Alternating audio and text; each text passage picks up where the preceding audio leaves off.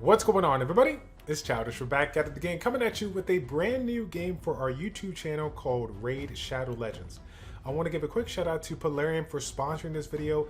Thank you guys so much for your support, and thank you for giving me a chance to showcase this to the community. Now, if you guys haven't had a chance to check this out, don't you worry, because in today's video, we're going to be talking about all the things that I've learned in the last 24 to 48 hours, all the best beginner tips that I can provide you guys, things that you need to know before you get started. Now, if you like what you see and you're looking to get jumped in, all you got to do is show your support for your boy. Go ahead and head on over to the YouTube description down below to click the link, install the game for free, and you're going to be able to obtain 100,000 silver, 50 gems, 1 energy refill, and an executioner champion. Now, keep in mind, guys, that the rewards that you can obtain using my link are only going to be available for 30 days at the time of publishing this video. So if you happen to see this video a few days after, don't worry, you still got time. The first thing that you guys probably saw when you opened in this game is the opening scene, right? You had a chance to check out the 4 starting champions, be able to take on that first boss here and kind of get a feel for the units that you're going to be starting out here. Generally, in these types of games, you just kind of jump in there with a couple of basic units, but in this game, they actually have some champions that have really, really unique abilities. So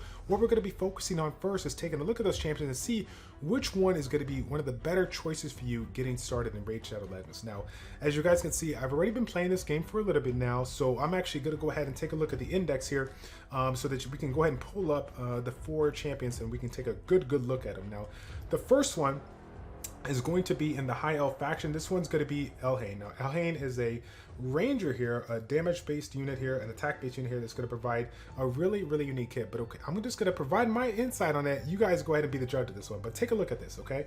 The first skill we got is going to be Keen Shot. This one's going to attack an enemy 1 time, and then we're going to get an additional attack if this attack is critical, right? Now, the next skill here is really, really unique. Lightning Arrow. This one's going to hit the enemy once and then hit everybody again. Now, take note on this one. We're going to have a 50% chance of landing that critical hit, and if we happen to kill everybody, right, we get a 30% critical rate buff for 3 turns on this one. So really, really unique skill, because again, this one synergizes as well with their first ability, this ability getting an additional chance to hit if we have that critical hit. So obviously the critical rate buff is going to be very, very nice. And then last but not least here, Valley of Death, attacking all the enemies 2 times is going to be really nice here. 2 AoEs basically on this unit, with of course a universal leader skill that we're going to see across the board when it comes to all of our different starter champions. We got that 50% bonus to our HP for all of our allies here. So that's the first one that we're going to take a look at. Overall, my personal opinion on her, she's really, really good. She's really, really good. Now, the next one here is going to be in the Sacred Order. It's going to be the first one here. We got Athel. Now, Athel is that knight / paladin type of starter champion here. A really, really nice overall kit that can be used in a lot of different aspects of the game. This ability will hit the enemy 3 times and has a 75% chance of placing a 25% weakened debuff for 2 turns on that last hit. So really, really nice overall. You got this second skill here that's going to be an AoE that also has a chance to provide a critical hit. And then we also have Higher Blessing, being able to provide an attack buff. And then if we're in a very, very tough situation here, we're going to have that additional chance of providing that defense buff for 2 turns, and then also gain an extra turn here. So when I take a look at the kit overall, the multi-hit is kind of nice, a little bit deceiving for me when I first looked at it, because I saw the 75% chance of placing the weakened debuff here, which again is very, very similar to the defense break, another way of basically providing more damage to that opponent. But the funny thing about this one is it says it's debuff for 2 turns on the last hit, so it's not a 75% chance for every single hit, just on the last hit. But that being said, it is a really, really high chance to land it, and it is on the first skill, meaning you're going to have, you know, obviously a lot of chances to go ahead and utilize the skill when your other abilities are on cooldown here. So overall, not too bad of a kit. I do like Athel. Now, the next one that I want to go ahead and look at here is going to be in the Orc category. And again, this one doesn't need any introduction, because as you guys can see here, I got him rocking right up above here on me. I got Gallic up in here. This guy just looks super beastie. I'm a big fan of those tanks, those bruiser type champions, so I definitely got a small place here in my heart here. So this one here, we're going to take a look at it. Again, an attack scaling unit. The first skill, very basic, just going to attack the enemy, 1 enemy 2 times here. The next skill that we got going on, Cursed Blade, is going to attack 4 times at random and then have a 30% chance of placing a defense buff for 2 turns. Also has a 30% chance of placing a 60% defense buff, debuff for 2 turns if the target has more than 2 debuffs here. So this is pretty interesting here. Again, not a huge fan of the random attack ability here. Again, you want that consistency between your champions when you first get started, but overall, that's really not too bad because I think out of all the units that we're going to be taking a look at, he's the only one with a defense break. Of course, outside of the last one we just looked at that had the weakened debuff. But again, 2 different defensive, 2 different abilities here. Overall, not too bad, not too bad. Now this last skill that we got going on here, Hellraiser, and attacks all the enemies and has a 15% chance of critically hitting. Now, one of the big things that I like about this is that it's going to provide that 30% speed buff for 2 turns on this champion. And of course, if you guys haven't had a chance to play other turn-based fantasy RPGs out there, speed is king. Speed is a very, very valuable stat that we're going to be making a lot of focus on, making a lot of, priority on when we go ahead and get some of our artifacts, get some of our equipment. We're going to really try to get as much speed as we can on our units as possible because we just want to basically get more turns over time versus the enemy's turns, okay?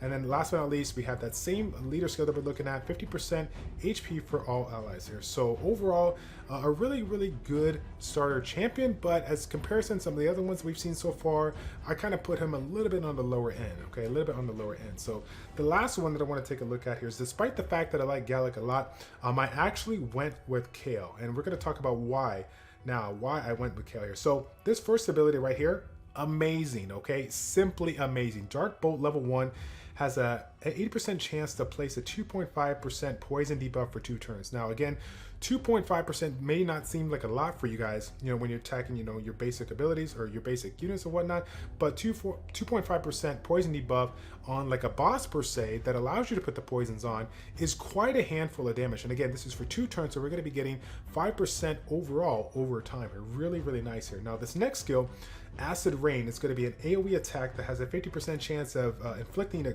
critical hit, so obviously a little bit better chance to provide even that much more damage. And then if that wasn't enough, you have the ability to go ahead and improve your turn meter by 25% for each enemy kill. So this is going to really, really speed up those wave clearing, being able to get the AoEs, kill as many as you can, and then the ones you don't get killed, if you happen to kill quite a few, you're going to get a lot of attack bar boost to you so that you can go ahead and get another turn and do some additional damage on those units here. Now the next one, Disintegrate, similar to Gallic here. Again, this is another ability that's going to attack randomly, but this one is still pretty strong, providing a 40% chance to place a 5% poison debuff for 2 turns, again yielding 10% of the enemy's max HP over time overall. So when we think about the amount of poisons that this unit can bring over time, and then the ability, the AoE ability, and being able to kind of chain cycle right through your other skills because of the improvement of the turn bar meter when you kill some units here, makes this to be, for me, in my humble opinion, going to be the best candidate for you to get started here. But again, the first ones that I talked about, especially Elaine, I got to give credit to. This is another one there. I could probably go either or on this one here, because again, not only maybe she doesn't have the poison debuff, but she does have 2 AoE, so again, this is going to speed the process up and just allow you to use her to farm your fodder really, really quickly. So if you guys, once again, just download this game and are looking to get in there, or maybe you happen to stumble upon my YouTube channel and have been playing this, what do you guys think is the best starter champion? Again, put it in the description down below. Leave a comment down there if you guys can, and let me know what your thoughts are on these champions and which one is going to be the best, okay? Now, as far as some of the other things that I want to talk about here, I think the first thing that I want to talk about is when it comes to these kind of games, everything could be very, very overwhelming when you come in there. There's a lot of things going on. You got this market, the sparring pit, the tavern, things unlock at specific levels. You're like, where do I go? What do I do? Well, the easiest thing that I can help you out with right now is just simply focus on the things that are in front of you, right? The quest line for the daily, weekly, and monthly, and then of course the missions. Go ahead and follow these ones verbatim. Make sure that you're taking advantage of the different types of quests that are available at this time, because all of these are going to provide you a lot of different resources to allow you to level up your different champions, improve your artifacts so that you can greatly increase your stats and make some of these stages that are very, very challenging a lot easier for you. Now, as far as my campaign goes, I am currently, I think, on the Chapter 5 quest. Yeah, we're on the Chapter 5, Felwin's Gate. This is the one that we're working on here. We're actually stuck on the boss right now. We got a little bit of work to do when it comes to improving it here. But overall, we've been working our way across the campaign, and so I've kind of hit that wall. And so again, for some of you guys that are going to be doing the same, once you hit that wall, don't get discouraged. It's going to happen to everybody. What I would like to encourage you to do is go ahead and go back to specific campaigns that you can clear a little bit easier, and then focus on leveling up those units, obviously, but focus on maybe some of the campaigns that provide you specific stats or specific artifacts that provide you set bonuses that you're looking for. Okay, I believe that the first two stages here, the first two campaigns, chapters here, is going to be probably some of the best ones to do. This first one, Kara Castle, is going to provide you the life set that's going to give you that two set bonus of 15% HP here. So given the fact that you have 6 artifacts that you can equip, that's going to be a 45% bonus for you right out of the gate. So really nice amount of HP bonus right when you get started here. Okay, and then the next one, Sewers of Arnok, this one's going to provide you that offensive set. So again, while you're going to take some of those support based units that you get early on and give them those life sets, these ones I'm going to recommend for your attack scaling units, your damage dealers. Okay, make sure that you get a chance to go through stage 1 through stage 6, because as you guys can see, each specific stage provides you a different type of artifact, each artifact providing basically a specific stat you're looking for. Now, since we're on the topic of artifacts, let's go ahead and take a look at it real quick. In this lineup here, I'm going to take a look at one of my champions here. We'll look at Kale, Kale right now, I just recently 4-starred here. This is, again, my starting champion that I went with. Now, when it comes to the artifacts here, this doesn't have to get too complicated for you. I don't want you guys to really stress about this too much. Just understand that when it comes to the top row, the weapon, the helm, and the shield, they're always going to have the same main stat across the board here. The weapon is going to have the attack. On the main stat, you got the helmet that's going to have the HP, and then you got defense that's going to have you got the shield that's going to have the flat defense, right? And then down below, you got the gauntlets, you got the chest piece, and the boots. Now these ones here, the main stat can differ across the board. So for example, if I were to look at these life boots that we got going on over here, okay? Look at the bottom left. You see the speed over here, you see the attack percentage right here, you see the defense flat over here. All of these can change, or all of these can be different depending on how lucky you get. Now, if I had to make a recommendation as to what you should probably focus on, one of the options for the gauntlets is actually critical rate. Now, I haven't gotten a critical rate set right now, but I'm using the lifesteal set. I'm using the 4-piece set to get the bonus here, and these are 4-star epic gauntlets here. So they're going to provide me a little bit more stats overall, regardless of what main stat it is, right? This one right here, you can have a chance to get the attack percentage on here. So this is going to be very, very important for me to look for. Again, we got a lot of attack scaling units that I'm looking to build. So if I can get myself even that much more attack percent, then I'm going to be really, really happy about it, right?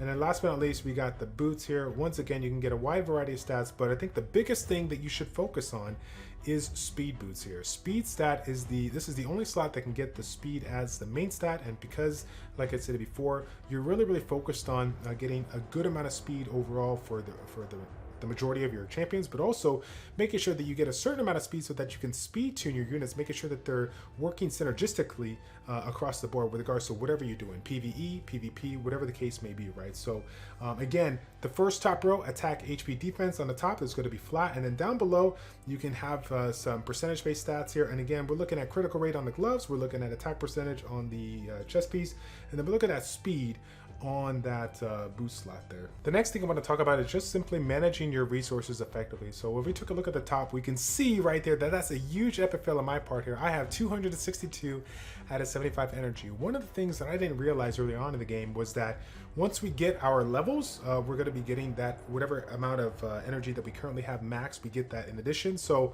I was constantly superseding the amount of energy I have, and obviously any opportunity that I got to get some extra rewards, whatnot here, I was putting it into my queue, right? It was putting it into my energy, and I was just simply sitting there and not allowing myself to utilize the energy that I have before it it ran out, before it filled back up again. So take note on this, guys. I'm sure we're going to have events over time, and that we're going to be able to collect various rewards to include some energy. So make sure that you are utilizing as much energy you can possible, because we're going to be able to get that back once we level up. And then the next thing that I want to talk about that I kind of made a mistake early on is utilizing your resources to upgrade equipment or upgrade the artifacts here. So as you can see, when it comes to my 3-star to 4-star equipment here, my 3-star I took up to +4, my 4-star ones I took up to +8.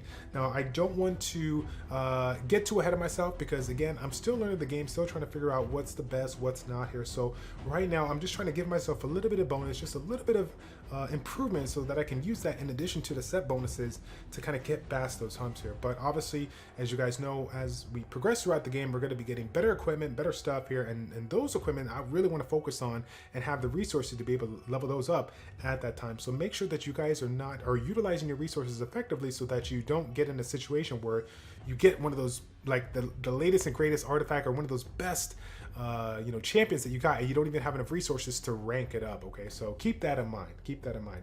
Last but not least, I just want to touch base on the summoning here. You're going to be getting quite a few mystery shards over the course of your campaign here.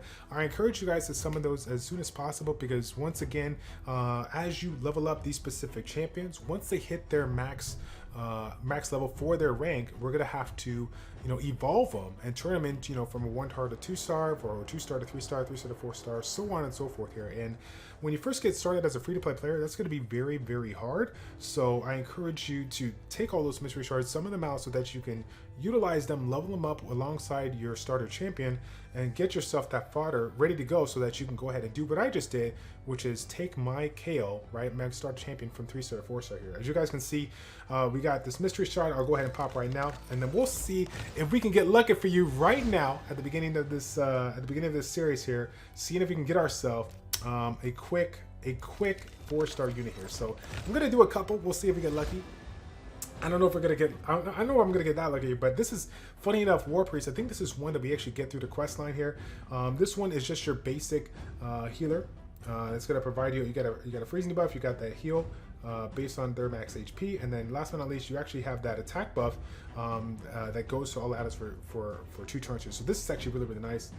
Again, I have thrown it in my lineup. I'm utilizing it right now. I need a little bit more speed so that I can provide that attack buff for my party before everybody else goes here. So Gator, haven't really seen this one too much here. This one here, okay, 50% heal reduction debuff on this one for 2 turns. We got the attack buff for all allies. So again, another type of support ability, right? And then we have an ability that removes all debuffs from all allies. So not too bad, not too bad. Okay, last one here, and then we'll save the rest for the next video here because I got to do a big summoning session. I got to well out here and see if I can get lucky. This one that we got here is Gormak. So this one's like a Hellhound looking unit here. Let's see what he can do. So he attacks the enemy 2 times, all right? Basic attack. Then we got this one here that improves the damage if the lane is critical, okay? And then this one right here attacks the enemy and will ignore shield and block damage buffs. This champion will receive damage equal to 10% of the max HP. This will happen even if this kills the champion. Really, really unique ability. And then when it's ascended, it will ignore the shield and block buffs here. Okay, so that's actually a part of it. That's the ascended part of it. So really, really nice here. It looks like, well, actually, I stand corrected. The first skill, right, the regular skill is based on attack and HP, but then ascended, it actually is just based on attack here. So this is really nice. If you set this up in a full damage, I guess it can really pack a punch here. But so that's gonna be it for this video. Once again, I want to extend my thanks on over to Plarium for sponsoring this video. And if you guys want to show your support and help me out, I want you guys to go ahead and head on over to that link in the YouTube description down below. Download the game, install it for free so you can get yourself, once again, 100,000 silver, 50 gems, 1 energy refill, and the Executioner Champion. Thank you guys so much for your support. It's your boy Childish Plays checking out. Take care, and we will see you all in the next video for Raid Shadow Legends. I'm out.